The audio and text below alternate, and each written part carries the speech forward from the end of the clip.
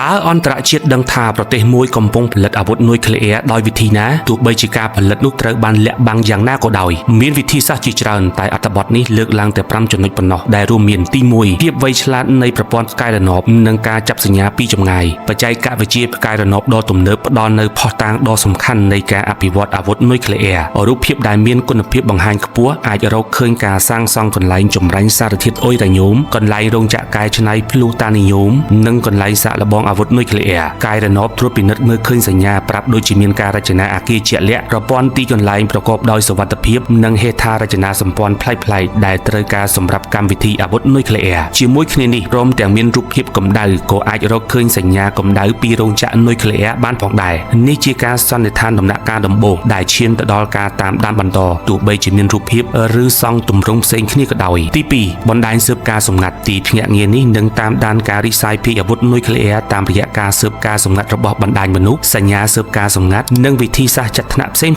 ទៀតនេះរួមបញ្ចូលទាំងការតាមដានបណ្ដាញលទ្ធកម្មសម្រាប់បច្ចេកវិទ្យាការត្រួតពិនិត្យទំនាក់ទំនងរួមទាំងការប្រមូលព័ត៌មានពីប្រភពនៅក្នុងកម្មវិធីដែលសង្ស័យឧទាហរណ៍ទីភ្នាក់ងារស៊ើបការសម្ងាត់ដូចជា CIA របស់សហរដ្ឋអាមេរិកឬ Mossad របស់អ៊ីស្រាអែលដែលបានប្រើប្រាស់វិធីសាស្ត្រជាច្រើនដើម្បីប្រមូលព័ត៌មានពួកគេអាចប្រើប្រាស់ផ្កាយរណបដើម្បីថតរូបភាពទីតាំងដែលសង្ស័យប្រើប្រាស់ឧបករណ៍អេឡិចត្រូនិកដើម្បីតាមដានសកម្មភាពទំនាក់ទំនងឬប្រើប្រាស់ភ្នាក់ងារសម្ងាត់ដើម្បីរាយការណ៍ព័ត៌មានពីខាងក្នុងប្រទេសនោះទី3សូចនាករវិទ្យាសាស្ត្រនិងបច្ចេកទេសសហគមន៍វិទ្យាសាស្ត្រអន្តរជាតិឃ្លាំមើលសកម្មភាពបច្ចេកទេសជាក់លាក់ដែលបង្ហាញពីការអភិវឌ្ឍអាវុធដូចជាការបង្កើនសារធាតុអុយរ៉ាញ៉ូមលើសពីកម្រិតដែលត្រូវការរបស់ថាមពលស៊ីវិលការធ្វើតេស្តសារធាតុផ្ទុះខ្ពស់និងការស្រាវជ្រាវលើរចនាអាវុធទី4ការតាមដានសម្ភារៈអាវុធនុយក្លេអ៊ែរនៅពេលដែលយើងដឹងថាមានសញ្ញាបង្កើនសារធាតុអុយរ៉ាញ៉ូមនោះទីភ្នាក់ងារថាមពលអាតូមិកអន្តរជាតិនឹងមានការស្នើសុំចុះត្រួតពិនិត្យដើម្បីរក្សាតម្លាភាពដ៏តឹងរ៉ឹងនៃសម្ភារៈអាវុធនុយក្លេអ៊ែរនៅទូទាំងសកលលោកតាមរយៈកិច្ចព្រមព្រៀងការពារ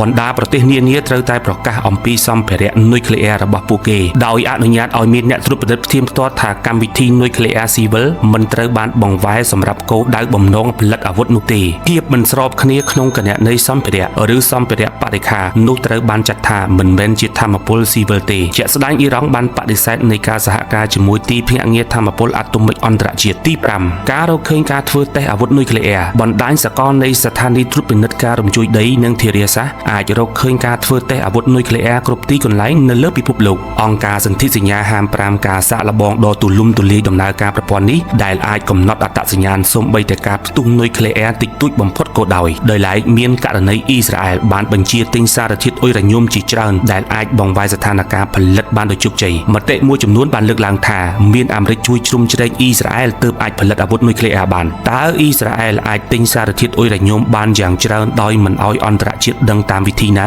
ប្រិយមិត្តខមមិនចង់ដឹងជួបគ្នានៅវីដេអូក្រោយ